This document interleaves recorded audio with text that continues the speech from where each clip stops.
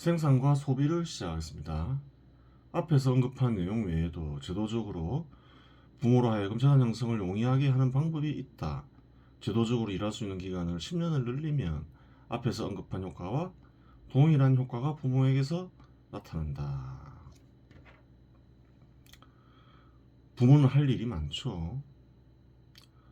자녀를 키워야 되고 가족을 책임져야 되고 나이 들어서는 노후 대비를 위해서 일을 해야 되고 나아가서 자녀에게 유산을 남기면 자녀의 삶이 훨씬 낫겠죠. 할 일이 많은 거예요. 그 일을 원만하게 수행하기 위해서는 자녀를 기르는 기간을 대폭 줄여야 한다. 자녀를 기르는 기간은 통상 어느 정도 문명이 발전한 곳에서는 기간과 연관이 돼 있죠. 교육 기간을 대폭 줄여라. 한국 같은 경우는 기본이 16년인데 너무 길다. 그렇잖아요. 10년만 교육시켜도 사회생활 하는데 넘치면 넘쳤지 부족함이 없죠. 앞에서 12년 언급했지만 뭐 일할 수 있는 나이도 있는 거니까. 그래요. 사회에 가서 쓸 일이 없는 필요한 지식을 익히기 위해서 그 16년이라는 기간을 낭비할 필요는 없다는 거예요. 또 비용도 많이 들어가죠. 비용이나 시간을 너무 많이 낭비한다. 사회에서 써먹지 않을 지식은 교양 차원에서만 어느 정도 가르치고 너무 깊이 가르치지 마라. 그게 맞겠죠. 세월 가면 다 잊혀진다.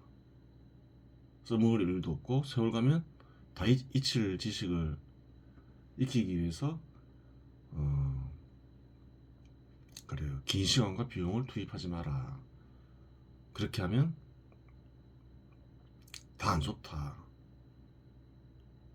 부모 입장에서는 일할 수 있는 기간이 길어지면 길어질수록 좋다.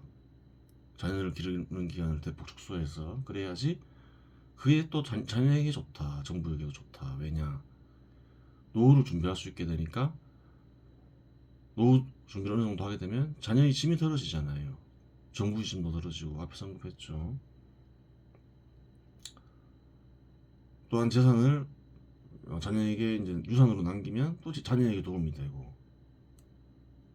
모든 이에게 도움이 되는 게 그 길인 거죠.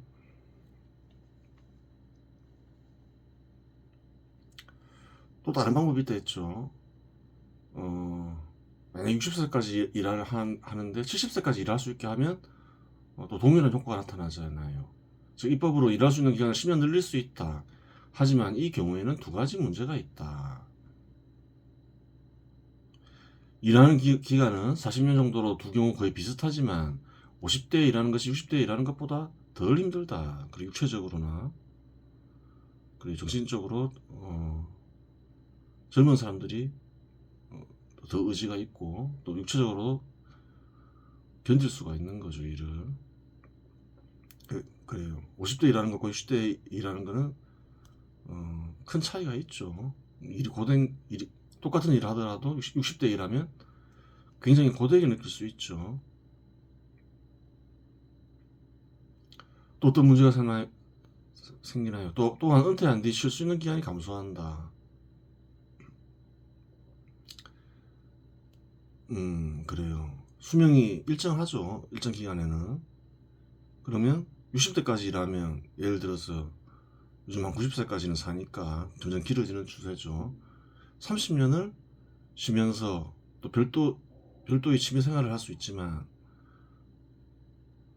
70대 일을 마치면 남은 기간은 20년밖에 없죠. 그래요. 전자가 훨씬 낫잖아요. 이런저런 면에서. 더 큰 문제는 사회에 존재하는 직장 수가 일정하거나 서서히 변동할 경우 사회에 진출하는 젊은 세대의 직장을 빼앗는 효과가 발생한다. 젊은 세대의 직장은 그래요. 새로운 기업이 생겨날 때, 새로운 투자가 이루어질 때죠. 그럴 때나 아니면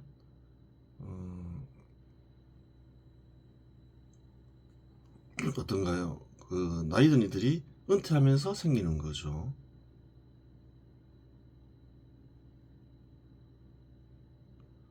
그래요. 이러한 경우 자연히 젊은 세대와 나이 든 세대 간의 마찰이 불가피하다. 요즘 2030 세대들이 그래요. 우파 성향을 띠죠. 왜 그런가요? 그 20과 무관하게 보기는 어렵죠. 또 40대, 50대는 좌파 성향을 보이죠. 반시장적이죠. 어떻게든 신분을 보장받으려 하고 저마다 이해관계가 충돌한다는 거예요.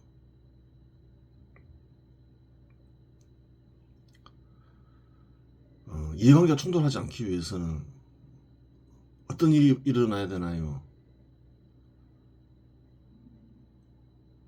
자본의 투입이 폭발적으로 일어나야 되는 거죠. 그래서 젊은 세대들을 어떤 신분의 근로자의 신분을 보장하더라도 젊은이들을 흡수할 수 있으면 그러한 경우에는 문제가 안 생기겠지만 그렇지 못하다면 당연히 이제 갈등이 일어나는 거예요. 2030 세대가 우파 성향을 띠는 거는 친시장적인 성향을 띠는 거는 당연하죠. 원래 시장에는 차별이 없죠. 젊은이나 늙은이에게나 남자나 여자나 그 이익이 되면 쓰는 거지 뭐 특별한 건 없다는 거예요. 그런데 시장을 제한하면 어떻게 되나요? 예전에 얘기했죠. 시장을 제한하게 되면 반드시 누군가는 피해자가 발생한다. 현 시대는 특정 신분의 근로자의 신분을 보장하죠. 그 경우 누가 피해를 보나요? 근로희망자, 주로 젊은이겠죠. 또 보다 나은 기업으로 이직하려는 이들, 능력자들이 피해를 받는 거예요.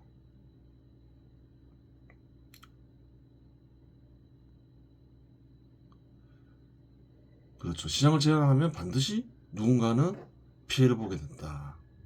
지금은 젊은 세대들이 큰 피해를 보기 때문에 시장 친화적으로 가면 시장은 본래 차별을 하지 않지만 자연히 젊은이들이 이익을 얻게 된다. 당연히 그렇겠죠.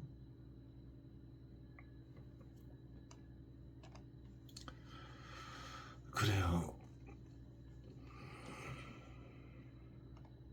그 다음 보겠습니다.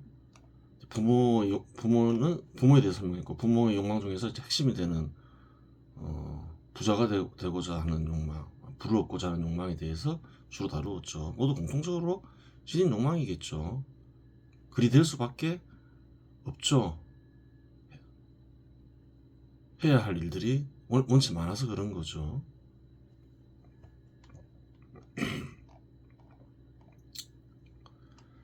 그 다음 이제 부모 자녀의 관계에 대해서 얘기를 하니까 이제 그 다음 자녀를 다루어야 되겠죠. 나이가 어린 자녀는 부모의 보살핌을 받으며 자란다. 부모에 의지하여 살아가다 보면 점점 더 의지하게 되며 부모의 더 큰 보살핌을 원하게 된다. 편하니까. 즉 부모로부터 사랑받고자 하는 욕망이 있다. 자녀에게는 사랑받고자 하는 욕망이 절로 생겨난다. 선천적으로 그러하죠. 부모가 시키는 일을 충실히 한다면 이는 부모로부터 사랑받기 위해서이고, 부모가 시키는 일을 하지 않고 생떼쓰면 이는 부모의 사랑을 당연한 일로 받아들이기 때문이다. 그렇죠. 부모가 어떤 일을 시켰는데 돈을 벌기 위해서 하는 건 아니죠. 이러한 행동은 자녀에게 자신이 독립적인 개체이며 언젠가 독립하여 부모처럼 일하고 가정을 가져야 한다는 자의식이 생기기 전까지 지속된다. 그렇죠. 스스로 독립해야 되겠어. 스스로 소득을 벌고 가정을 이루어야 되겠어. 그런 생각이 들기 전까지는 그래요. 그러한 욕망 속에서 그러한 생각을 하겠죠. 나이가 들면 독립하여 살아야겠다는 인식이 생기며 일하여 소득을 얻기 위한 준비를 스스로 하게 된다. 나이가 들면 그렇죠. 어느 시점 가면 그런 이제 자의식이 생기는데, 보통 그런 자의식이 생기면 철들었다. 한국에서는 그렇게 얘기를 하죠. 즉 부모로부터 독립해야겠다는 욕망이 자녀에게 생기는데, 나이가 충분히 들지 않아 부모와 여전히 함께 살아야 한다면 부모로부터 사랑받고자 하는 욕망과 함께 부모로부터 독립해야겠다는 욕망이 공존하게 된다. 공존하는 시기가 있겠죠. 자의식이 생겼는데 나이가 충분하지 않아서 독립할 수가 없어요. 그런 시기는 두 가지 욕망이 공존할 수밖에 없겠죠. 보살핌도 받아야 되니까. 자의식이 생겼다고는 하지만 어느 시대 어느 장소에서나 인기 있는 직업이 있기 마련이다. 통상 현 시대에서 인기 있는 직업은 소득이 크고 그래요. 좀 띄우고 위험이 없는 직업이다. 그렇죠. 인기 있는 직업은 그렇죠. 소득이 크고 실업이 위험이 없어야 되겠죠. 그러면 최고로 좋은 거죠. 그러한 직업은 고도의 기술을 필요로 하거나 고도의 기술을 필요로 하지 않는 경우 많은 사람들이 원하기에 경쟁이 치열하다. 소득이 크고 실업의 위험이 없는 직장은 두 부류가 있죠. 고도의 기술을 필요로 해서 대가가 커요. 그런 직업의 소득은 당연히 큰 거고, 또한 집단적으로 일하잖아요. 큰 기업 있잖아요. 생산성이 좋은 기업. 그래요. 그게 사기업이건 공기업이건 그런 기업에 들어가면 또 어떤가요? 소득이 크고 실업의 위험이 적죠. 그러한 곳에 들어가기 위해서는 자연히 경쟁이 치열하겠죠. 어느 곳이나 마찬가지겠죠. 누구나 재능을 타고나니 재능을 찾아 재능에 맞는 일을 하면 가장 이상적이며 경쟁에 신경 쓸 필요 없지만, 어린 시절 자신의 재능을 발견하여 재능을 개발하지 않으면 평생 자신의 재능을 알기 어렵고, 알았다고 하더라도 이미 늦기 마련이다. 그래요. 자기 재능을 찾고 재능에 맞는 일을 하는 것에 큰 만족을 느끼며 평생 타고난 재능을 발휘하며 살면 그건 굉장히 큰 복이겠지만, 뭐 그런 경우는 그래요. 없지는 않겠지만 매우 희박하겠죠. 100에 1명 있으면 다행인 거죠.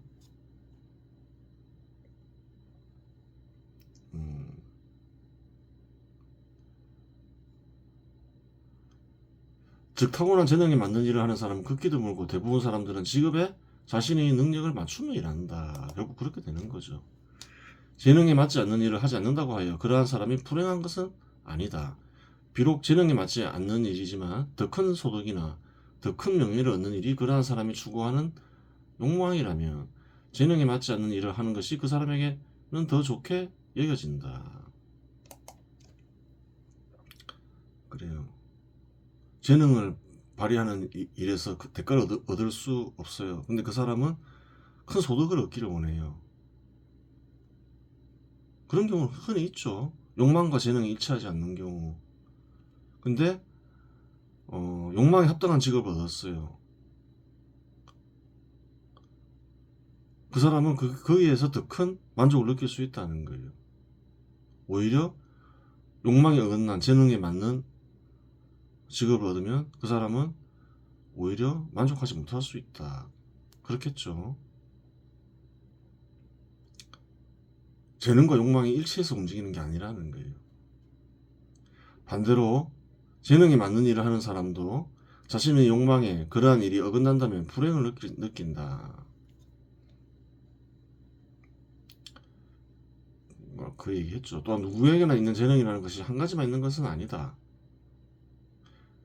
보통 사람들이 타고나는 능력의 종류는 대체로 동일하다.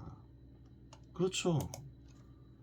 기억력이 유난히 뛰어난 사람이 있지만 누구나 다 기억력이 있잖아요. 이해력이 뛰어난 사람이 있지만 그래요. 누구나 다 이력이 있죠. 그 능력의 종류는 대체로 동일하다는 거예요. 육체적인 능력이 뛰어난 사람이 있죠. 그렇다 해서 다른 사람들은 육체적인 능력이 없냐는 거예요. 그 종류는 대체로 동일하다는 거예요. 다른 것은 능력의 정도이다. 예를 들어 암기하고 계산하는 능력이나 팔다리를 사용하는 일은 누구나 동일하게 탁월한다. 하지만 어떤 이는 남들에 비해 유난히 암기를 잘하는 경우가 있다. 계산하는 능력이나 팔다리를 사용하는 일 역시 어떤 이는 남들에 비해 유난히 잘하는 경우가 있다. 그런데 이러한 타고난 능력도 개발하지 않으면 퇴화하고 개발하면 향상되기 때문에 타인과 비교되는 재능이 고정불변인 것은 아니다. 그렇죠. 아무리 육체적 능력이 뛰어나도 뭐 그냥 개발하지 않으면 퇴화하고 좀 약간 떨어지는 능력을 지닌 이도 개발하면 뭐 열심히 운동하고 그러면서 개발하면 또 어느 정도 뛰어나지고 그런 거죠.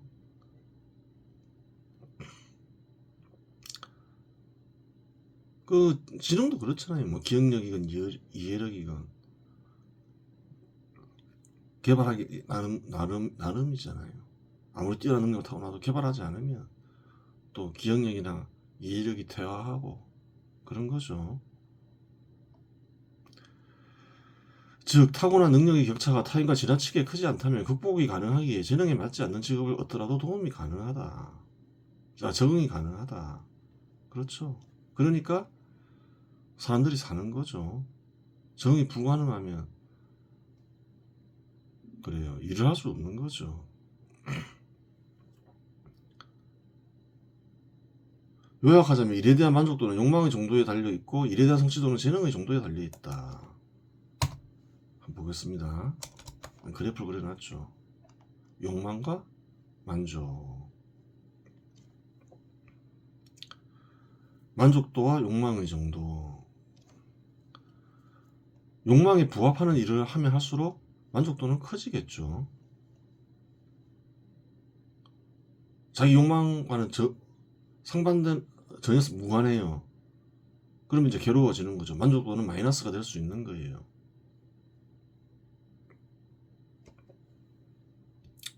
당연하죠. 직업이 욕망에 부응하는 정도에 따라서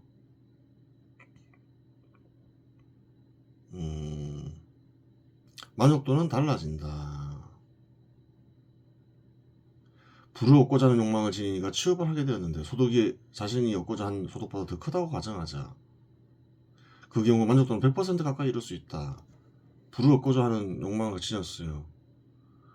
근데 그 사람의 욕망은 한 달에 한 500만 원을 버는 거예요. 근데 1000만 원을 지급받아요. 욕망을 초과했죠. 그때는 만족도가 100%에 이르겠죠, 거의.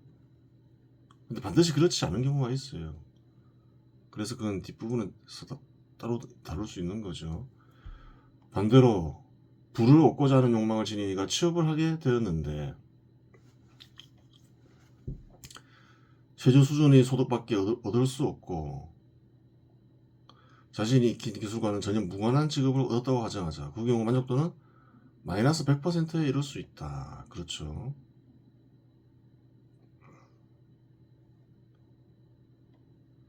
사람은 전혀 원하지 않는 일이라고 하더라도 가족이나 자신의 생존을 위해 일할 수 있기 때문에 이러한 현상이 발생한다.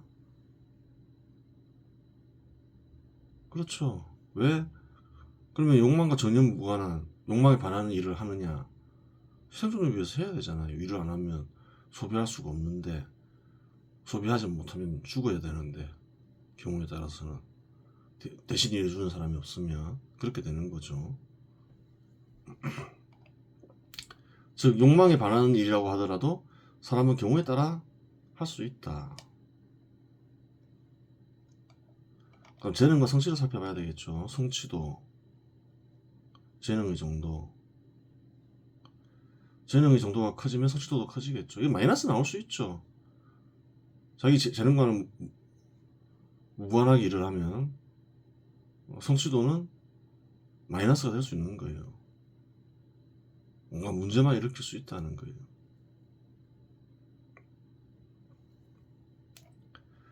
사람이 수행하는 일에 필요한 능력은 누구나 지니고 있지만 사람마다 그 능력은 다르고 남들에 비해 유난히 뛰어나거나 유난히 뒤떨어지는 능력이 있기 마련이다. 그렇죠. 일에 재능이 있으면 타인보다 큰 성취를 이루고 일에 재능이 없으면 타인보다 성취가 떨어진다. 결과는 타인과 비교되기 마련이니 욕망에 부합한 일을 맡았더라도 타인보다 성취가 떨어지면 만족도는 떨어질 수밖에 없다. 아까 얘기했죠. 욕망에 부합한 일을 하더라도 만족도가 떨어질 수 있다고. 따라서 만족도를 정확히 알기 위해서는 만족도와 재능의 정도를 곱해야 한다. 그러면 다음과 같은 수식이 성립된다. 만족도는 욕망의 정도 곱하기 재능의 정도. 그래요.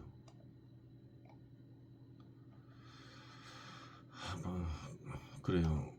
그럼 어떤 사람은 재능이 어느 적합해요. 그럼 욕망의 정도가 100%인데 만족도도 100%예요. 재능도 아주 부합이 돼요. 100%예요. 그럼 1000%가 되겠죠. 근데 어떤 사람은 100%인데 재능이 떨어져요. 상당히 떨어져요. 뭐 능력이 아예 없다고 할 수 없으니까 그냥 인정하고 한 10%예요. 어떤 사람은 10,000%인데 어떤 사람은 10을 곱하면 어떻게 되나요?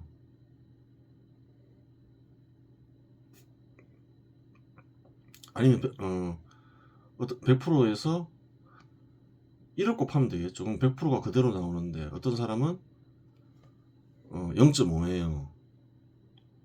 그러면 100%에서 50%로 감소하는 거죠.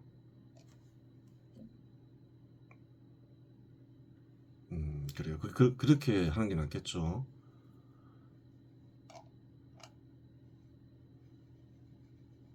욕망과 만족도는 0에서 100%로 표시하고 재능과 성취에는 0에서 1로 표시하는 게 낫겠죠. 그래요.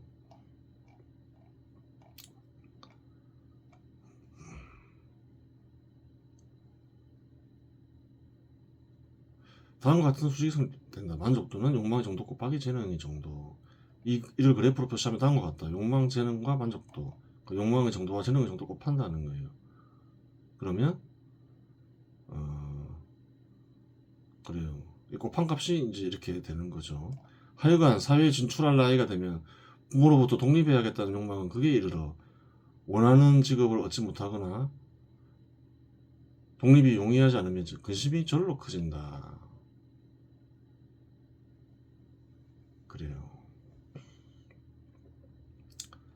그렇겠죠. 이제 자의식이 생겼는데 그래요. 직업을 얻지 못해요. 그럼 근심이 굉장히 커지겠죠. 또한 욕망이 어긋난 직업을 그래요. 얻었어요. 또 얻어야 돼요. 그러면 근심이 굉장히 커질 수밖에 없다는 거예요.